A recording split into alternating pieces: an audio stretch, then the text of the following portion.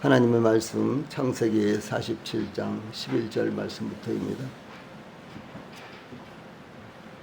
하나님의 말씀 창세기 47장 11절 말씀부터 오늘 저녁에는 26절까지 좀 긴 말씀을 봉독을 해드리겠습니다. 창세기 47장 11절 말씀부터입니다. 지금 봉독을 하겠습니다. 요셉이 바로의 명령대로 그의 아버지와 그의 형들에게 거주할 곳을 주되 애굽의 좋은 땅 람셋을 그들에게 주어 소유로 삼게 하고 또 그의 아버지와 그의 형들과 그의 아버지의 온 집에 그 식구를 따라 먹을 것을 주어 복량하였더라. 기근이 더욱 심하여 사방에 먹을 것이 없고 애굽 땅과 가나안 땅이 기근으로 황폐하니 요셉이 곡식을 팔아 애굽 땅과 가나안 땅에 있는 돈을 모두 거두어 들이고 그 돈을 바로의 궁으로 가져가니 애굽 땅과 가나안 땅에 돈이 떨어진지라. 애굽 백성이 다 요셉에게 와서 이르되 돈이 떨어졌사오니 우리에게 먹을 것을 주소서. 어찌 주 앞에서 죽으리이까. 요셉이 이르되 너희의 가축을 내라. 돈이 떨어졌은즉 내가 너희의 가축과 바꾸어 주리라. 그들이 그들의 가축을 요셉에게 끌어오는지라. 요셉이 그 말과 양떼와 소떼와 나귀를 받고 그들에게 먹을 것을 주되 곧 그 모든 가축과 바꾸어서 그해 동안에 먹을 것을 그들에게 주니라. 그 해가 다가고 새해가 되매 무리가 요셉에게 와서 그에게 말하되 우리가 주께 숨기지 아니하나이다. 우리의 돈이 다하였고 우리의 가축대가 주께로 돌아갔사오니 주께 낼 것이 아무것도 남지 아니하고 우리의 몸과 토지뿐이라. 우리가 어찌 우리의 토지와 함께 주의 목전에 죽으리이까. 우리 몸과 우리 토지를 먹을 것을 주시고 사소서. 우리가 토지와 함께 바로의 종이 되리니 우리에게 종자를 주시면 우리가 살고 죽지 아니하며 토지도 황폐하게 되지 아니하리이다. 20절. 그러므로 요셉이 애굽의 모든 토지를 다 사서 바로에게 바치니 애굽의 모든 사람들이 기근에 시달려 각기 토지를 팔았음이라. 땅이 바로의 소유가 되니라. 요셉이 애굽 땅 이 끝에서 저 끝까지의 백성을 성읍들에 옮겼으나 제사장들의 토지는 사지 아니하였으니 제사장들은 바로에게서 녹을 받음이라. 바로가 주는 녹을 먹음으로 그들이 토지를 팔지 않음이었더라. 요셉이 백성에게 이르되 오늘 내가 바로를 위하여 너희 몸과 너희 토지를 샀노라. 여기 종자가 있으니 너희는 그 땅에 뿌리라. 추수의 5분의 1을 바로에게 상납하고 5분의 4는 너희가 가져서 토지의 종자로도 삼고 너희의 양식으로도 삼고 너희 가족과 어린아이의 양식으로도 삼으라. 그들이 이르되 주께서 우리를 살리셨사오니 우리가 주께 은혜를 입고 바로의 종이 되겠나이다.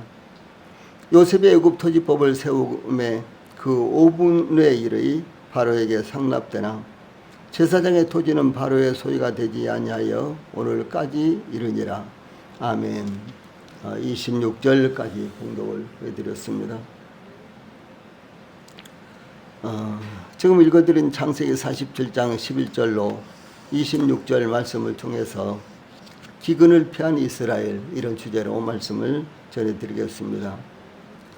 요셉의 형제들 중 5명은 요셉의 안내로 애굽왕 바로를 아련하였습니다.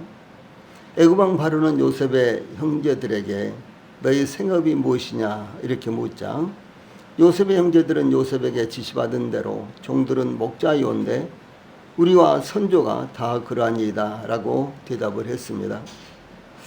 요셉의 형제들은 이어서 가나안 땅에 기근이 심하여 종들의 양떼를 칠 곳이 없기로 종들이 이곳에 거류하고자 왔사오니 원하건대 종들로 고센 땅에 살게 하소서라고 요청하여 애굽 왕 바로의 허락을 받았습니다.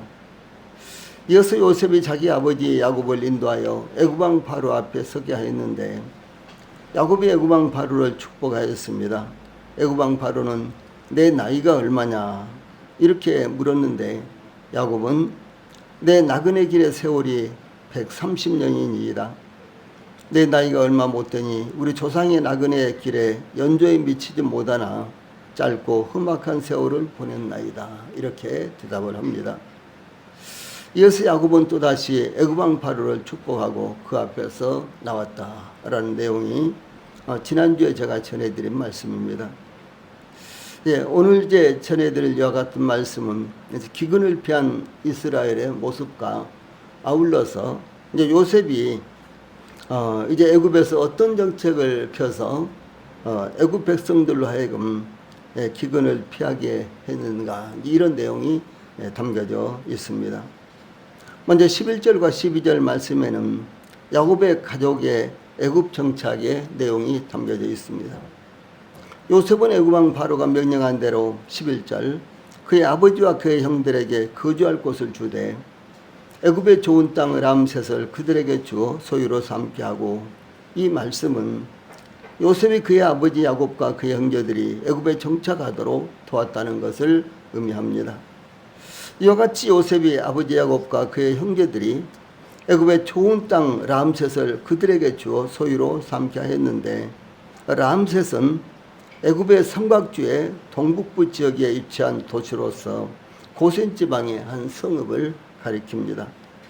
또한 이스라엘의 애굽 거주 말기에 람셋은 이스라엘이 강제 노동에 동원되어 건설한 국고성이 있는 곳이기도 하며, 이것은 출애굽기 1장 11절에 나타나 있고, 또한 이스라엘이 출애굽할 때 출발지가 된 곳, 그러니까 람셋에서 집결해서 람셋에서 이제 애굽에 있는 모든 이스라엘 백성들이 람셋에서 집결해서 거기서 출발한 이와 같은 내용이 출애굽기 12장 37절에 나타나고 있습니다. 예, 람셋은 이스라엘의 출애굽 후 애굽의 19왕조 왕들이 거주하는 성읍이 되었고, 람세스 2세, 우리가 일반 세상 역사에서도 람세스라는 말 많이 들어보죠. 이 람세스 2세의 명령에 따라 건립이 되었고, 그 이름을 따라서 람세스 이렇게 부르게 된 성읍이 되는 것입니다. 요셉은 그의 아버지와 형제들이 가족들을 돌보기 위해서 최선을 다하였으며, 그들의 필요를 따라 넘치도록 공급함으로 아버지와 형제들과 그 가족들이 애굽에 정착하게 되었습니다.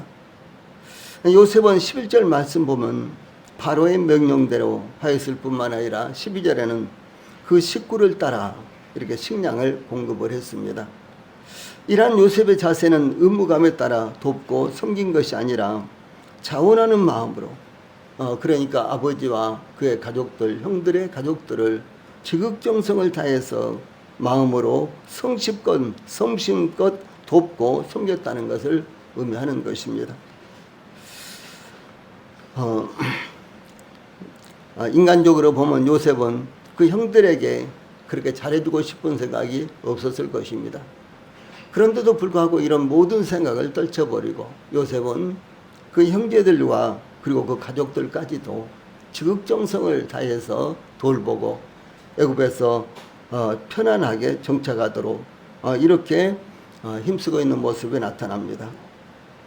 이스라엘 백성들이 광야에서 성막을 건축하기 위해서 예물을 드렸을 때 억지로 마지못하여 백성들이 이 성막 건축의 여러 가지 자재들을 자원한 이제 드린 것이 하나님께 드린 것이 아니라 자원하는 마음으로 드렸습니다. 출애굽기 36장 3절로 7절 말씀에 보면은 그들이 이스라엘 자손의 성소에 모든 것을 만들기 위하여 가져온 예물을 모세에게서 받으니라. 그러나 백성이 아침마다 자원하는 예물을 연하여 가져오는 고로 성소의 모든 일을 하는 지혜로운 자들이 각기 하는 일을 정기하고 와서 모세에게 구하여 가로되 백성이 너무 많이 가져오므로 여호와의 명하신 일에 쓰기에 남음이 있나이다. 모세가 명을 내리매 그들이 진중에 공포하여 가로되 물은 남녀하고 성소에 드릴 예물을 다시 만들지 말라 하매 백성이 가져오기를 정기하니 있는 재료가 모든 일을 하기에 넉넉하여 남음이 있었더라. 이렇게 증가하고 있습니다. 이 사도 바울은 마게도냐 교회들의 연보에 대해서 고린도서 8장 1절로 5절 말씀 보면은 형제들 하나님께서 마게도냐 교회들에게 주신 은혜를 우리가 너희에게 알게 하노니 환난의 많은 시련 가운데서 저희 넘치는 기쁨과 극한 가난이 저희로 풍성한 연보를 넘치도록 하게 하였느니라. 내가 증거하노니 저희가 힘대로 할 뿐 아니라 힘에 지나도록 자원하여 이 은혜와 성도 섬기는 일에 참여함에 대하여 우리에게 간절히 구하니 우리의 바라던 것뿐 아니라 저희가 먼저 자신을 주께 드리고 또 하나님 뜻을 쫓아 우리에게 주었도다. 이렇게 증거하고 있습니다.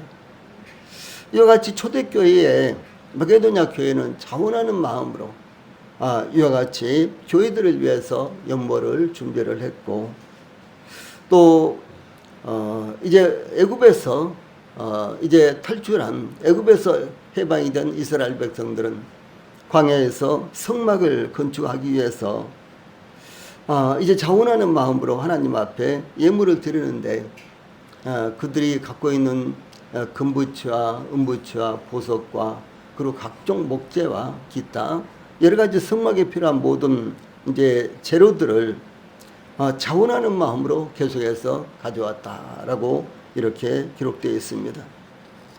그래서 요셉은 이 말로만 형제들을 용서한 것이 아니라 진심으로 형제들을 용서하였으며 애굽에 정착하도록 도왔습니다. 요셉이 이와 같이 형제들을 배려한 것은 그가 고백한 대로 자기를 애굽으로 보낸 것은 형제들이 아니라 하나님이 아버지의 집과 형제들을 살리기 위해서 형제들보다 먼저 보내신 것이라고 믿었기 때문이었습니다. 요셉은 형제들에게 자신의 정체를 밝힐 때 창세기 45장 5절, 7절, 8절에서 당신들이 나를 이곳에 팔았으므로 근심하지 마소서, 한탄하지 마소서. 하나님이 생명을 구원하시려고 나를 당신들 앞서 보내셨나이다. 하나님이 큰 구원으로 당신들의 생명을 보존하고 당신들의 후손을 세상에 두시려고 나를 당신들 앞서 보내셨나니 그런즉 나를 이리로 보낸 자는 당신들이 아니요 하나님이시라. 하나님이 나로 바로의 아비를 삼으시며 그 온 집의 주를 삼으시며 애굽 온 땅의 치자를 삼으셨나이다. 이렇게 말했던 것입니다. 그러므로 요셉은 비록 자신이 죽을 고비를 몇 번씩이나 겪으면서 애굽의 총리가 되었지만 이 모든 것이 하나님께서 역사하신 하나님의 경륜이라는 것을 믿고 그 믿음대로 행동함으로 형제들을 완전히 용서하고 형제들이 애굽에 정착하도록 최선을 다해 도왔다라고 하는 사실입니다. 야곱이 애굽으로 내려와 정착한 것은 그의 조부 아브라함이 애굽에 내려왔다가 떠난 것과 큰 차이가 있습니다. 아브라함이 애굽에 내려왔던 것은 가나안 땅의 기근 때문이었지만 하나님께서 원하시는 것이 아니었습니다. 야곱도 애굽에 내려간 것이 가나안 땅의 기근 때문이었죠. 그러나 야곱이 애굽에 내려간 것은 하나님께서 원하시는 것이었습니다. 아브라함은 애굽으로 내려갈 때 그 땅에 기근이 있으므로 아브라함이 애굽에 우구하려 하여 그리로 내려갔으니 이는 그 땅에 기근이 심하였음이라. 창세기 12장 10절에 이런 말씀이 나옵니다. 그래서 아브라함 자신의 선택과 결정에 의해서 애굽으로 내려갔다는 것을 의미합니다. 그러나 똑같이 야곱이 애굽으로 내려갔지만 야곱이 애굽으로 내려갈 때 하나님께서 야곱에게 창세기 46장 3절로 4절 보면은 나는 하나님이라 내 아비의 하나님이니 애굽으로 내려가기를 두려워 말라. 내가 거기서 너로 큰 민족을 이루게 하리라. 내가 너와 함께 애굽으로 내려가겠고 정녕 너를 인도하여 다시 올라올 것이며 요셉이 그 손으로 내 눈을 감기리라. 이렇게 말씀하셨습니다. 애굽에서 가나안 땅으로 다시 되돌아갈 때 아브라함은 많은 재물을 얻어서 돌아갔지만 부끄러운 일을 당하였으며 야곱은 애굽에서 여생을 마치고 죽은 후에 그의 시신이 조상들의 묘지에 묻히기 위해서 옮겨졌습니다. 그러므로 똑같은 일이라도 하나님의 인도하심을 따라 하는 것과 자신의 판단에 따라 하는 것은 큰 차이가 있다 하는 것을 여기서 볼 수가 있는 것입니다. 다음에 13절로 26절 말씀은 요셉의 양곡 정책이 나타나고 있습니다. 가나안 땅뿐만 아니라 애굽 땅도 심히 줄여서 이제 일반 가정에서는 양식이 다 떨어졌습니다. 오직 요셉의 이 양곡 정책으로 말미암아 각 지역에 거대한 창고들을 짓고 그 창고에 이제 모아둔 곡식만이 유일하게 이제 먹을거리가 있었습니다. 그런데 이러한 이제 양곡들을 어떻게 이제 배분하고 그리고 그것으로 말미암아 이제 백성들을 살렸는가 하는 그런 내용이 여기에 담겨져 있습니다. 요셉은 아버지와 형제들의 가족들을 고센에 정착시켰는데 애굽의 곡식 창고 외에는 애굽에 먹을 것이 없었지만 이 야곱과 그의 가족은 애굽의 좋은 곳에 정착을 했던 것이 6절에 나타납니다. 애굽 땅과 가나안 땅은 황폐하였지만 야곱과 그의 가족들은 염려할 것이 없었습니다. 하나님은 이와 같이 하나님의 백성들이 어디에 있든지 하나님의 백성들을 돌보시는 것이 나타나고 있는 것입니다. 하만이 모르드게를 미워하여 모르드게뿐만 아니라 아수에로의 온 나라에 있는 유다인 즉 모르드게의 민족을 다 멸하고자 왕의 조서를 받아냈지만 그 결과는 그 자신뿐만 아니라 그의 가족들과 유다인을 진멸시키려는 모든 원수들이 다 멸망하는 계기가 되었습니다. 다니엘을 모함하여 사자굴에 던져 넣어 죽이려고 했던 다니엘을 미워하고 시기했던 관리들은 오히려 그의 가족들과 함께 사자굴에 던져져서 죽음을 당했다라는 내용이 다니엘서 6장 7절 24절에 나타납니다. 네, 이와 같이 하나님은 하나님의 백성들이 어디에 있든지 간에 하나님의 이 거룩한 손길로 그들을 지켜주시고 보호해 주신다라는 내용이 성경을 가득 채우고 있는 것입니다.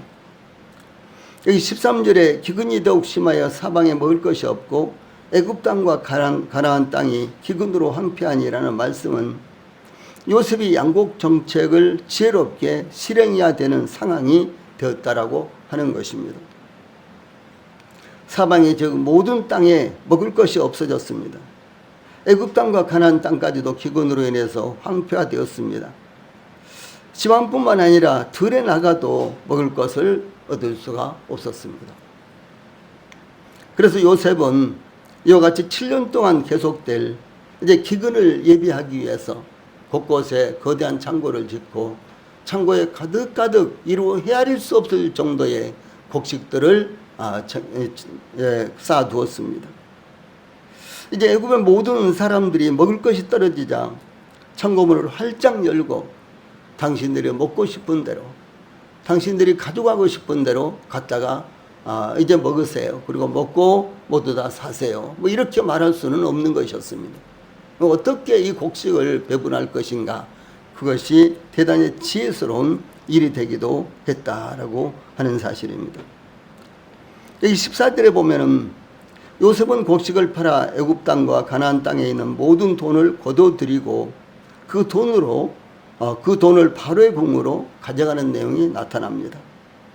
애굽 땅과 가나안 땅에 돈이 떨어지자 모든 애굽 백성들이 요셉에게 와서 돈이 떨어져 싸우니 우리에게 먹을 것을 주소서 어찌 주 앞에서 죽으리까 15절에 이렇게 곡식을 달라고 요구를 했습니다. 그들은 곡식이 떨어지고 돈마저 떨어지자 곡식을 관리하는 요셉에게 나아가 먹을 것을 달라고 예언을 했습니다. 이럴 때 요셉은 창고문을 활짝 열고 그들이 원하는 대로 곡식을 나눠줄 수도 있었습니다. 그러나 요셉은 그렇게 하지 않았다는 사실이죠. 이 요셉은 16절에 보면 너희의 가축을 내라. 돈이 떨어졌은즉 내가 너희의 가축과 바꾸어 주리라. 이렇게 가축을 끌고 와서 곡식과 바꾸라고 제시를 했습니다. 이 백성들은 가축을 끌고 와서 곡식과 바꿔 그해 동안 먹을 곡식을 받아갔습니다. 그 해가 다 지나고 새해가 됐는데 백성들에게는 곡식을 살 돈도 가축도 없었고, 그리고 흉년은 계속해서 지속이 되었습니다. 여기 새해는 17절에 새해라는 말이 나오는데, 이 새해는 이 가축을 곡식과 교환하는 이듬해, 즉 기근의 마지막 해인 일곱째 해를 가리킵니다. 일곱 해 동안 풍년이 계속됐고, 또 풍년 후에는 7해 동안 흉년이 계속됐죠. 예, 그러니까 흉년의 막바지에, 흉년의 마지막 해, 어쩌면 그 해만 지나가면 이제 흉년이 다 지나가는데, 그런데 사실상 가장 어려운 때가 바로 그때 아니겠습니까? 옛날 가난한 이제 시절에는 이제 한 6월달 정도에 이제 보리를 추수를 하거든요. 그러니까 이 4월, 5월, 6월에 가장 어려웠습니다. 예. 4월, 5월, 6월 되면요, 그때 봄날이죠. 그래서 낮은 아주 길지요. 예, 그러니까 낮이 기니까 상대적으로 일은 많이 하게 되잖아요. 그런데 배는 고팠어요. 그래서 아주 견디지를 못하고 모두 다 배고픔 때문에요, 어려움을 당했습니다. 예, 그래서 풀뿌리도 뽑아서 먹고, 예, 나무 껍질도 이제 벗겨서 먹고, 그야말로 이제 먹을 수 있는 것은 모두 다 어떻게 했든지 먹으면서 이제 배를 채웠지만, 그러나 그 봄날이 얼마나 길든지, 그리고 보리를 추수하기까지 얼마나 그야말로 배고프든지, 예, 그런 시절이 해마다 계속되었습니다. 그래서 이제 요셉도 이제 애굽에서도 동일하게 이제 7해 흉년인데 그 마지막 해가 되었으니까 더더욱 이제 먹을 것은 아무것도 없었다는 거죠. 그런데 곡식을 살 만한 아무것도 또 없었어요. 돈도 떨어졌고 가축도 없어졌고 아무것도 없어졌습니다. 지금 그런 상황을 여기서 말씀하고 있는 것입니다. 그래서 이제 백성들이 요셉에게 나와서 18절 19절에 우리가 주께 숨기지 아니하나이다. 우리의 돈이 다하였고 우리의 가축대가 주께로 돌아갔사오니 주께 낼 것이 아무것도 남지 아니하고 우리의 몸과 토지뿐이라. 우리가 어찌 우리의 토지와 함께 주의 목전에 죽으리이까. 우리 몸과 우리 토지를 먹을 것을 주고 사소서. 우리가 토지와 함께 바로의 종이 되리니. 이렇게 요청을 했습니다. 이 백성들에게는 곡식을 살 돈도 가축도 없었습니다. 이제 백성들에게 남은 것은 토지와 자신들의 몸뿐이므로 토지와 몸이라도 팔아 곡식을 사겠다라고 이렇게 백성들은 제의를 한 것이었습니다. 예, 백성들은 이어서 19절 후반절에 보면은 우리에게 종자를 주시면 우리가 살고 죽지 아니하며 토지도 황폐하게 되지 아니하리다. 이렇게 요청을 했습니다. 백성들은 이제 기근의 마지막 해가 되었다는 것을 알고 있었습니다. 그 마지막 해만 넘긴다면 그들은 살아남을 수 있었지만 그들에게 곡식을 살 만한 돈도 곡식과 교환할 만한 가축도 없었습니다. 그들에게 남은 것이라고는 토지와 자신들의 몸뿐이었습니다. 그러므로 자신들의 토지와 몸을 곡식과 바꾸겠다라고 하는 것이었습니다. 요셉은 백성들의 요청에 따라서 20절 그러므로 요셉이 애굽의 모든 토지를 다 사서 바로에게 바치니 애굽의 모든 사람들이 기근에 시달려 각기 토지를 팔았음이라. 땅이 바로의 소유가 되니라. 이렇게 증가하고 있습니다. 이제 이 토지가 개인 소유였는데 이제는 소위 왕궁의 소유가 되었다라고 하는 사실을 말씀하는 것입니다. 이제 백성들은 돈과 가축은 물론 토지와 자신의 몸까지도 팔아서 곡식을 살 수밖에 없는 형편이 되었습니다. 백성들이 곡식을 사기 위해서 자신들의 소유물을 내놓을 때마다 요셉은 그 가치에 따라 곡식을 주었습니다. 요셉은 곡식을 무상으로 배급하지 않고 처음에는 돈을, 다음에는 가축을, 마침내 토지와 백성들의 몸을 받았습니다. 이와 같이 곡식과 물물을 교환한 것은 과도한 잔인한 처사로 보일 수가 있었습니다. 곡식을 그렇게 많이 쌓아두었는데 그냥 창고를 열고 백성들에게 무상으로 원하는 대로 나눠줘야 되지 않겠느냐. 요셉이라면 그래야 되지 않겠느냐. 이렇게 생각할 수 있었는데 요셉은 그렇게 하지 않았다는 것이죠. 그래서 요셉은 그들이 먹고 살아야 하는 곡식의 중요성을 일깨우는 계기로 삼았다라고 하는 사실입니다. 동시에 사회 질서를 유지하고 백성들의 맹목적인 의타심을 맹목적으로 남만을 의지하는 그런 의타심을 배제시켜야 하는 궁극적인 목적이 있었던 것입니다. 또한 이런 정책을 활용하여 왕권을 공고히 하고 토지의 국유화와 세제의 합리화를 이루어갈 수 있었던 것입니다. 그러나 만약 백성들에게 무상으로 곡식을 공급한다면 백성들은 마치 당연히 국가가 이 곡식을 주어야 하는 것처럼 생각하고 곡식을 귀하게 여기지도 않았을 것이며 결국은 일하려고 하지도 않았을 것입니다. 다음에 21절로 22절에는 백성들의 이주 정책이 나타나고 있습니다. 요셉의 애굽 땅 이 끝에서 저 끝까지의 백성을 성읍들에 옮겼으나 21절 말씀이죠. 요셉의 모든 백성들을 이주시켰다는 것을 의미합니다. 즉 요셉은 전국적으로 모든 백성들을 곡식을 많이 쌓아둔 성읍으로 이주시켜서 식량 공급을 원활하고 편리하게 하였다라고 하는 것입니다. 이것은 모든 백성들이 곡식을 구하는데 편리하게 하였으며 소외된 백성들이 없게 하였다는 것을 의미합니다. 그러므로 요셉은 곡식을 이와 같이 돈을 받고 가축을 받고 심지어 그들의 토지와 몸을 받고 팔았지만 그런데도 불구하고 애굽 백성들이 한 사람도 소외되어서 곡식을 구하지 못해서 죽거나 고통을 받는 그런 일이 없도록 했다라고 하는 사실을 말씀하는 것입니다. 또한 22절에서는 제사장들의 토지는 사지 아니하였으니 제사장들은 바로에게서 녹을 받음이라 바로가 주는 녹을 먹음으로 그들이 토지를 팔지 않았음이더라. 이런 말씀은 이 제사장들에 대한 대책을 가리킵니다.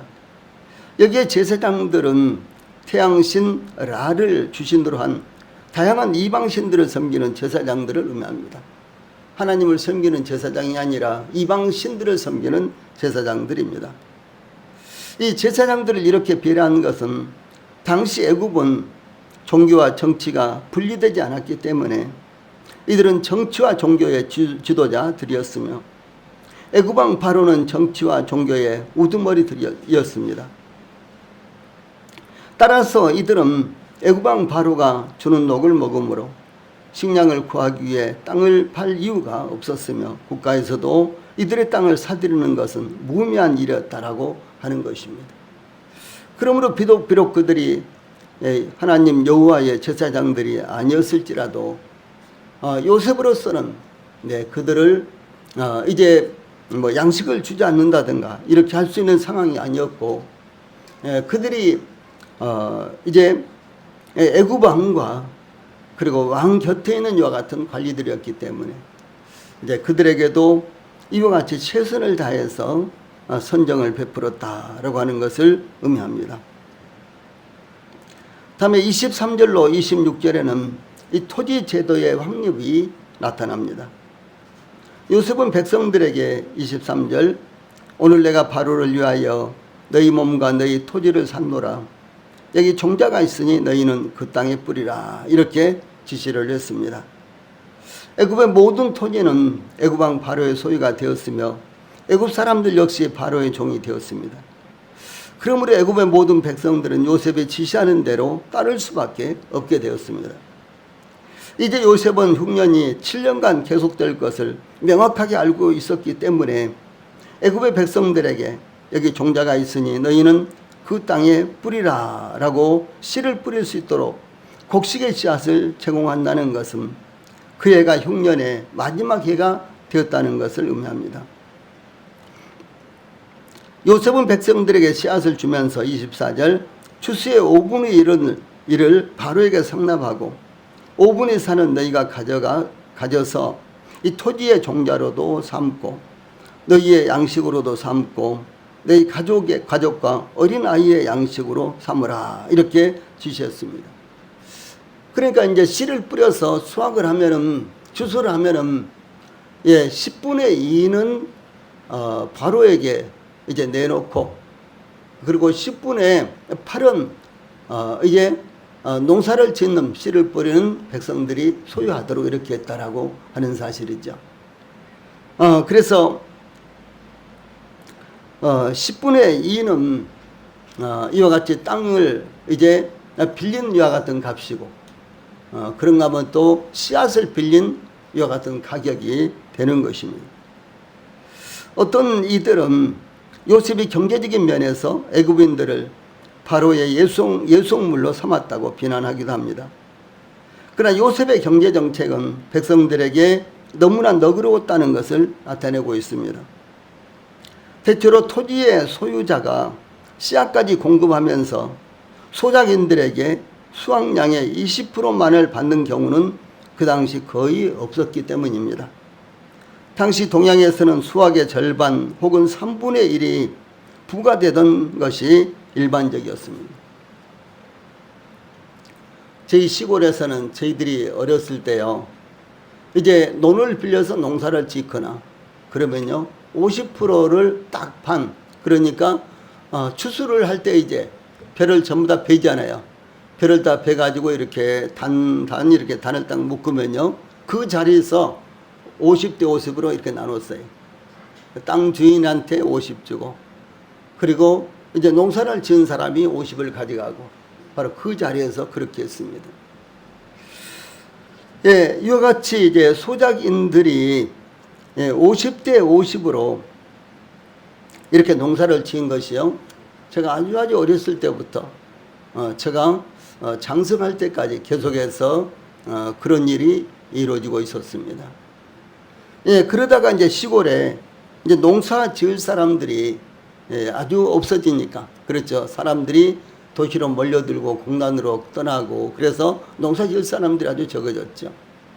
그러면서 이제 부분적으로 기계화가 이렇게 됐지만 이제 그때부터는 30%, 20% 이렇게 이제 그 땅 주인이 가져가고 그다음에 70%나 80%를 이와 같이 농사를 짓는 사람들이 가져가고 이제 그렇게 했는데요.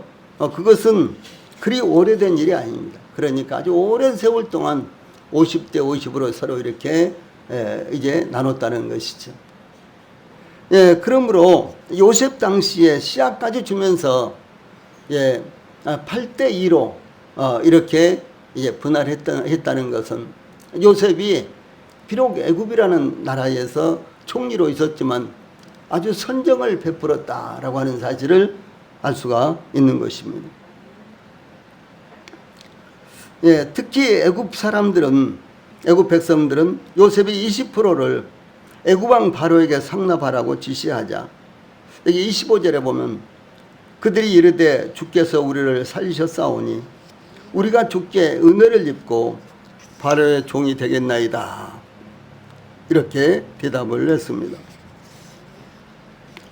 그러므로 애굽 백성들은 요셉에게 정말로 감사한 마음을 갖고 있었다라고 하는 사실이죠. 그들은 요셉에게 은혜를 입었으므로 바로의 종이 되겠나이다. 이렇게 자원을 했습니다. 애굽 사람들은 요셉이 실시한 토지세법에 대해서 은혜라고 받아들였던 것입니다.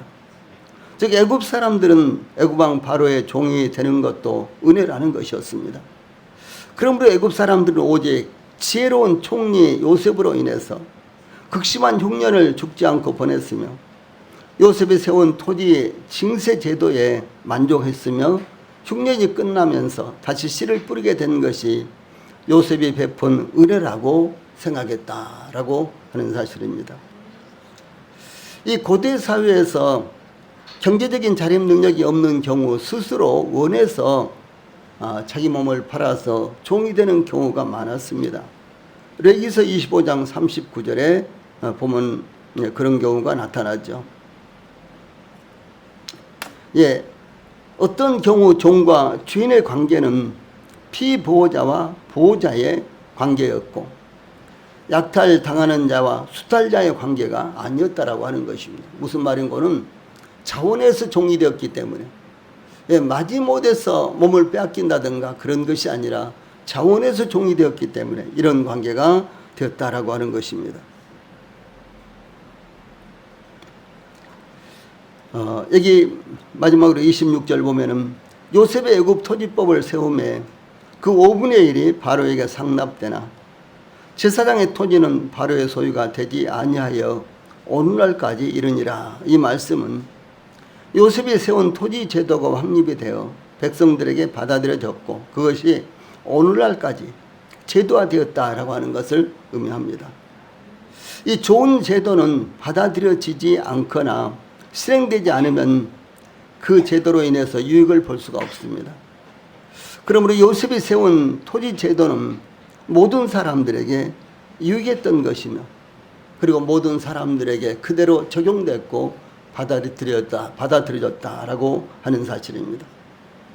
교회에서도 어떤 유익한 이와 같은 이제 계획이라든가 어떤 의견이 나왔을 때 이것을 모든 이제 교회의 성도들이 받아들이고 그리고 그것을 성실껏 실행을 하면은 교회도 유익을 보고 모든 성도들도 큰 유익을 볼 수가 있는 것입니다.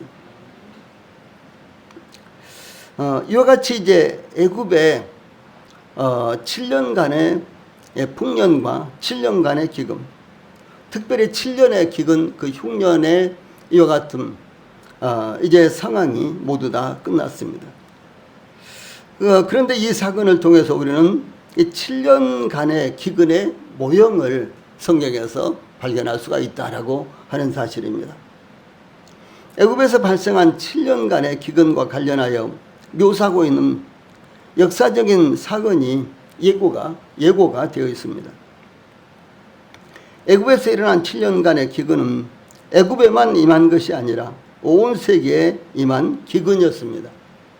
그래서 가나안 땅에도 그리고 애굽에도 온 땅이 기근으로 굶주렸죠. 예수님께서는 주의 임하심과 세상 끝에 나타날 징조에 대해서 마태복음 24장 21절로 22절에서 이는 그때에 큰 환란이 있겠습니다. 창세로부터 지금까지 이런 환란이 없었고 후에도 없으리라. 그 날들을 감하지 아니할 것이면 모든 육체가 구원을 얻지 못할 것이나 그러나 택하신 자들을 위하여 그 날들을 감하시리라. 이렇게 말씀하셨습니다. 이 대환란은 택하신 자들로 말미암아 하나님께서 그 날을 이제 감하신다라고 하는 사실입니다.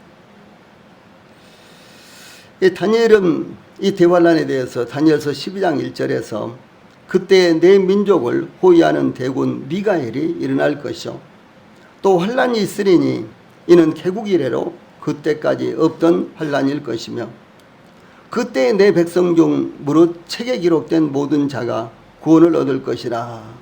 이런 계시를 받았습니다. 이와 같이 하나님께서 온 땅에 발생한 7년간의 기근에서 야곱의 가족들을 살리시기 위해 요셉을 예비하셨고 요셉을 통해서 야곱의 가족들이 극적으로 구원을 받았습니다. 기근이 시작되었을 때 야곱의 아들들은 요셉 앞에 서게 되었으며 그들은 자신들의 죄를 진심으로 회개를 합니다. 그래서 요셉의 형제들이 자신들의 죄를 다만 입술로만 아니라 진심으로 회개할 때까지 요셉은 자신을 밝히지 않았습니다. 그리고 그들이 이제 고난을 받고 마음 가운데 고통을 받도록 요셉은 기다렸습니다. 그런데 이제 요셉의 그 형제들은 이제 이런 과정을 통해서 자신들의 죄를 진심으로 회개하는 내용이 나타나고 있습니다. 그 결과 그들이 죽이려고 했던 요셉이 애굽의 총리가 되었으며 그들의 생사 여탈권을 가진 주님이신 것을 깨닫게 되었다라고 하는 사실입니다. 그러므로 그들은 요셉 앞에 엎드렸습니다. 그 결과 그들은 기근으로부터 안전하게 구출되었으며 그들의 가족 모두가 다 고센이라는 안전한 곳에서 살아갈 수가 있게 되었습니다. 이와 같이 대환란은 이스라엘 백성들의 죄 때문에 이스라엘 백성들을 징계하기 위해서, 다른 말로 하면은 이스라엘 백성들이 회개하고 돌아오도록 하기 위해서 예비된 이와 같은 환란입니다. 그런데 대환란을 통해서 이스라엘 백성들은 극심한 고통을 받게 되고, 그리고 이제 결국 그들이 십자가에 못 박아 죽였던 그 나사렛 예수가 메시아다, 하나님이었다라는 사실을 깨닫게 되고 통곡하게 되는 것입니다. 그들이 비로소 자기들이 십자가에 못 박아서 이제 십자가에 못 박아 죽인 그 예수님이, 그 나사렛 예수가 바로 그리스도여 구주라는 사실을 깨닫게 되고, 그들이 회개했을 때 바로 그 예수님으로 말미암아 그들은 구원을 받게 된다라는 사실이, 이것이 바로 대환란의 목적이 된다라고 하는 사실입니다. 뿐만 아니라 이와 같이 구원받은 성도들은 대환란에서 안전하게 피할 수 있게 보호하실 것입니다. 또한 이스라엘을 심판하기 위해서 위한 대환란이지만 그들이 회개하고 돌아올 때 그들도 안전하게 보호를 받게 될 것입니다. 요한계시록 12장 13절로 17절에 보면은 용이 자기가 땅으로 내어 쫓긴 것을 보고 남자를 낳은 여자를 핍박한지라. 그 여자가 큰 독수리의 두 날개를 받아 광야 자기 곳으로 날아가 거기서 그 뱀의 낯을 피하여 한 때와 두 때와 반 때를 양육받으매, 여자의 뒤에서 뱀이 그 입으로 물을 강같이 토하여 여자를 물에 떠내려가게 하려 하되, 땅이 여자를 도와 그 입을 벌려 용의 입에서 토한 강물을 삼키니, 용이 여자에게 분노하여 돌아가서 그 여자의 남은 자손 곧 하나님의 계명을 지키며 예수의 증거를 가진 자들로 더불어 싸우려고 바다 모래 위에 섰더라. 이런 말씀이 나옵니다. 여기에 남자를 낳은 여자를, 그렇죠? 이것은 바로 예수 그리스도를 낳은 이스라엘을 가리키는 것입니다. 이스라엘을 사탄은 아주 고통스럽게 하고 그들을 멸망시키려고 이렇게 하는 것이 바로 대환란이다라고 하는 사실입니다. 그러나 하나님께서는 이스라엘이 회개했을 때 그들을 살려서 아주 안전한 곳에서 보호를 받을 수 있도록, 그러니까 이 사탄의 이와 같은 억압을 피해서 보호를 받을 수 있도록 한 때와 두 때와 반 때, 그러면 3년 6개월이 되죠. 그때 하나님께서 그 백성들을 지켜주신다라는 사실이 나타나는 것입니다. 이와 같이 남자를 낳은 여자는 이스라엘을 의미합니다. 용 즉 사탄은 여자를 죽이려고 하지만 여자는 안전한 곳으로 피하여 한 때와 두 때와 반 때를 양육받으며 기적적으로 대환란을 피하는 것입니다.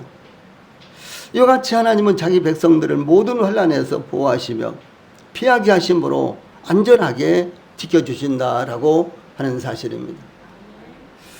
애굽에서 일어난 7년의 풍년에 이어서 이 7년의 흉년, 기근은 이스라엘까지도 죽을 수밖에 없는 상황이었습니다. 그러나 하나님께서 그 백성들을 살리시기 위해서 일찍이 요셉을 애굽으로 보내셨고, 그리고 그 요셉을 통해서 이스라엘은 아주 안전한 곳, 이 고센 땅에서 그 누구도 간섭받지 않고 고센 땅에서 안전한 곳에서 이스라엘 백성들은 7년간의 그 흉년, 그러니까 이스라엘 백성들이, 그러니까 야곱의 가족들이 애굽으로 내려온 후에도 5년 동안 지속된 흉년을 무사히 보낼 수가 있었습니다. 이와 같은 사실들을 통해서 비록 저희들이 세상을 살면서 여러 가지 어려움 가운데 봉착하기도 하고 또 때로는 시련을 겪기도 하지만 하나님은 저희들을 철저하게 지켜주시며 보호하신다라는 사실을 우리 성도들이 교훈으로 받으시기를 바랍니다. 기도하시겠습니다.